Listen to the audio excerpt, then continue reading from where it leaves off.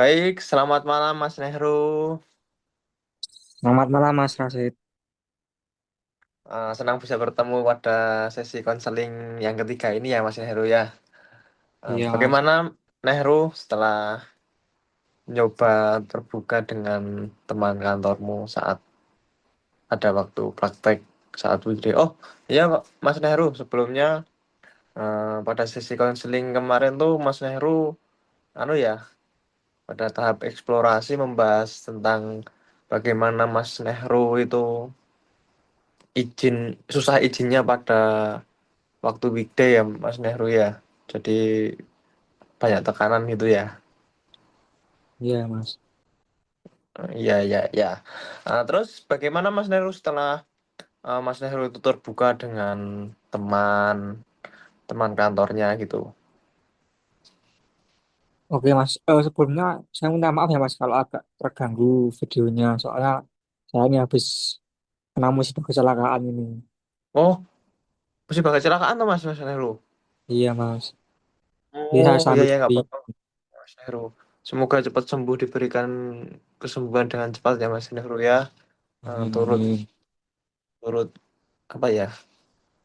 Turut berduka atas musibahnya yang diderita Mas Nehru. Iya Mas. Oke jadi kemarin tuh kalau saya sudah mulai terbuka sih sama teman-teman di kantor yang ada di perusahaan itu. Ya, Tapi kadang ya heeh. juga masih suka tidak enak gitu sendiri apabila sering izin gitu. Oh gitu ya Mas Neru ya. Eh, saat ini tuh Mas Neru saya perhatikan ya Mas ya, ketika Mas Neru berbicara semua tuntutan yang dari sesi kedua itu sampai dari ini membuka lagi ekspresinya tuh terlihat semakin lelah gitu loh Mas Neru. Sama suaranya juga terdengar lebih pelan. Sepertinya membicarakan hal ini membuat beban yang begitu berat kembali itu ya Mas Neru ya. Bagaimana perasaan sekarang ini di momen ini Mas Nehro? Oh iya Mas Rasid. Rasanya tuh emang capek banget gitu. Pas diceritain lagi, rasanya kayak semuanya tuh numpuk dan bikin kadang bikin sesek di dada. Betul Mas. Oh gitu ya Mas Nehro ya. Jadi bukan hanya soal banyaknya pekerjaan, dan tugas kuliah, tapi situasi membuat Mas Nehro merasa seolah tidak punya ruang untuk diri sendiri ya Mas ya. Terus Mas Nehro ingin bertanggung jawab di dua peran sekaligus kalau menurut saya ini. Tapi akhirnya pada dua peran tersebut itu tidak bisa maksimal. Akhirnya seperti terjebak dan terus berada di dalam tekanan gitu Mas Nehru. Iya iya betul Mas. Saya tuh ngerasa kayak apapun yang saya pilih itu jadi bikin tetap merasa capek gitu aja dan mesti Iya, selalu iya. ada aja yang harus dikorbankan. Oh gitu. Kalau saya mencoba memahami lebih dalam nih Mas Nehru ya, kelelahan dan kebingungan yang Mas Nehru alami itu sepertinya tidak hanya berasal dari tuntutan eksternal Mas, tapi juga dari tekanan dalam diri sendiri gitu Mas. Jadi seperti memaksakan diri sendiri gitu loh Mas.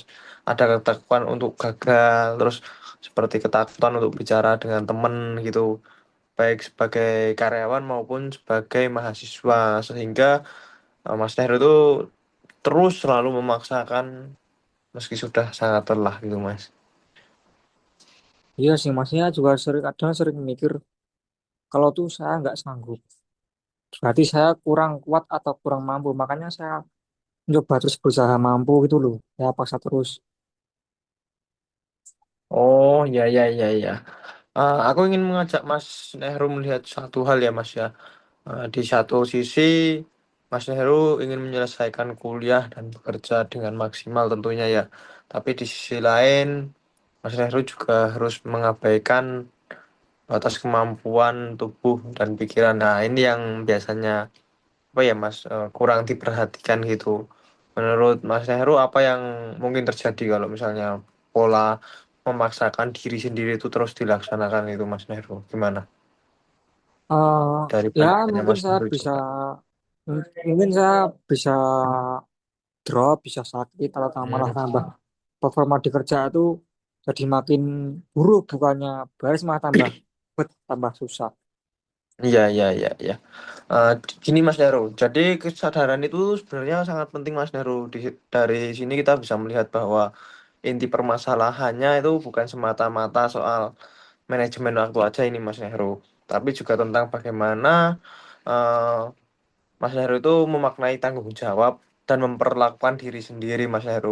Insight ini bisa menjadi langkah awal untuk mulai menetapkan batasan yang lebih sehat seperti contohnya tuh apabila Mas Heru punya apa ya namanya tanggung jawab yang besar dan kemampuan tuh sebenarnya harus diseimbangkan dulu Mas Heru biar nanti ke depannya tuh eh, pada saat kita melaksanakan semuanya itu tidak terlalu terbebani di satu sisi gitu Mas Heru.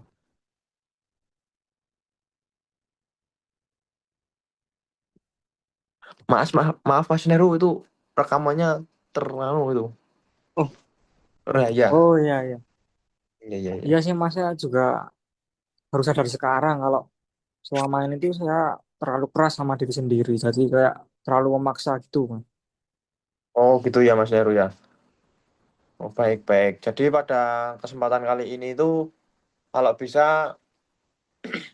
yang saya jelaskan tadi semakin terbuka ya Nehru ya, biar semakin dalam Mas Nehru semakin tahu gimana tanggung jawab dan apa namanya eh, kemampuan seorang diri gitu ya Mas Nehru ya. Oh, Iya, baik Mas Heru, untuk pada kesempatan kali ini mungkin kita hanya singkat ya Mas Heru berhubung karena ada Mas Heru juga baru ada kendala gitu, takutnya nanti kelelahan biar Mas Heru bisa istirahat, bisa kita lanjutkan untuk sesi konseling selanjutnya ya Mas Heru. Syukur-syukur kita bisa langsung gitu Mas Heru ya. baik-baik Mas Rasid. Terima kasih banyak ya Mas kesempatannya. Baik, baik Mas. Semoga Mas Heru cepat sehat selalu ya Mas, biar kita bisa Amin. berjumpa kembali ya Mas ya. Terima Ya, kasih amin Mas. banyak pada sesi konseling malam ini ya Mas Heru. Saya cukupkan sekian. Assalamualaikum warahmatullahi wabarakatuh. Terima kasih Mas Heru. Selamat malam. Waalaikumsalam warahmatullahi. Selamat malam Mas.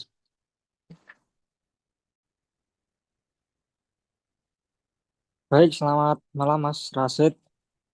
Selamat malam Mas Heru. Ya, kembali lagi ke sesi konseling di malam hari ini ya Mas. Ya, ya Mas. Sebelumnya saya mau minta maaf nih kalau pada sesi konseling malam hari ini mungkin ada sedikit yang membuat kurang nyaman atau kurang berkenan. Soalnya saya juga habis mengalami kecelakaan ini. Oh, Mas. oh ya, ya Mas Heru. Nggak apa-apa Mas Heru. Ini kira-kira mengganggu nggak ya Mas Heru ya pada konseling ini? Aman Mas. Saya bantu semampunya Mas.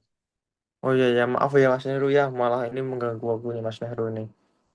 Oke, nggak apa-apa Mas. Oke, sebelum kita lanjut ke sesi konseling berikutnya, saya mau sedikit merangkum di sesi konseling sebelumnya kan Mas Rasid bercerita kalau akhir-akhir ini kan juga merasa tertekan karena harus eh, membagi waktu antara kuliah dan pekerjaan. Betul, betul Tuntutan Mas dari ya. kampus dan tanggung jawab kerja juga sama-sama besar. Sementara waktu dan energi Mas Rasid juga terbatas gitu Mas. Iya, rasanya dua-duanya tuh sangat sama penting, tapi aku nggak bisa untuk maksimalnya keduanya gitu loh, Mas. Kalau saya, menurut saya sih dampaknya Mas Rasid jadi sering kelelahan, fokus kuliah jadi terganggu, fokus kerja juga terganggu, dan mungkin Mas Rasid juga merasa performa dari Mas Rasid menurun dan juga jadi sering merasa bersalah entah itu ke dosen atau ke teman pekerjaan, atasan, sampai sesi kemarin pun yang masih jadi kesulitan utama buat Mas Rasid sendiri adalah menentukan prioritas tanpa mengganggu satu sama lain, bukan begitu Mas? Iya, aku selalu ngerasa salah gitu loh, Mas Heru ya. Mau milih yang mana gitu. Kalau tak perhatiin ya Mas, kamu tuh menempatkan dirimu setelah harus seolah-olah tuh harus selalu kuat dan sanggup untuk menjalani semuanya tanpa batas. Itu Mas kalau menurut saya. Nah, mungkin iya juga sih, Mas ya. Aku ngerasa juga nggak punya pilihan selain itu gitu loh Mas. Nggak nyadar gitu loh. Dan kemarin pun Nasib bilang sendiri, bilang aku nggak mau kalau ngurangin jam kerja dan di saat yang sama pun Nasib takut kalau nilai di perkuliahan juga turun. Nah, di sini saya mau memastikan nih, kamu tuh merasa terjebak di antara dua tuntutan itu atau enggak? Iya persis banget sih Mas. Kayak nggak ada jalan tengah gitu loh. Pusing saya. Nah, ya kan. Makanya di satu sisi kamu tuh ingin bertanggung jawab secara finansial lewat pekerjaan, tapi di sisi lain juga kamu ingin berhasil secara akademik di pendidikan. Tapi tekanan yang kamu berikan ke diri sendiri itu justru bikin Mas Rosid mengalami kelelahan, terus jadi produktivitas di pekerjaan dan akademik juga bisa menurun. Nah, menurut Mas Rosid, apakah cara ini benar-benar membantumu dalam mencapai dua tujuan tersebut? Kalau dipikir-pikir malah bikin semuanya tuh berantakan gitu loh Mas. Ya nggak sih Mas?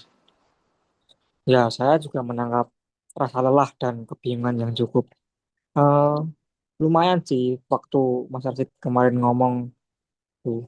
Dan sebenarnya pun Mas Arsid sendiri ingin melakukan yang terbaik kan, tapi Iya, kondisinya sekarang belum eh, memberi ruang yang untuk cukup dipahami bagi kondisi Mas Arsid sendiri. iya ya sih Mas. Aku juga baru sadar gitu loh Mas selama ini tuh lebih fokus untuk menuntut diri sendiri daripada mengatur strategi yang seharusnya bisa diatur gitu loh Mas. Hmm. Jadi Mas, kesadaran itu sangat penting ya Mas. Dan dari situ kita bisa mulai melihat pilihan yang lebih seimbang antara kuliah dan pekerjaan tanpa harus mengorbankan kesehatan dan diri Mas sendiri.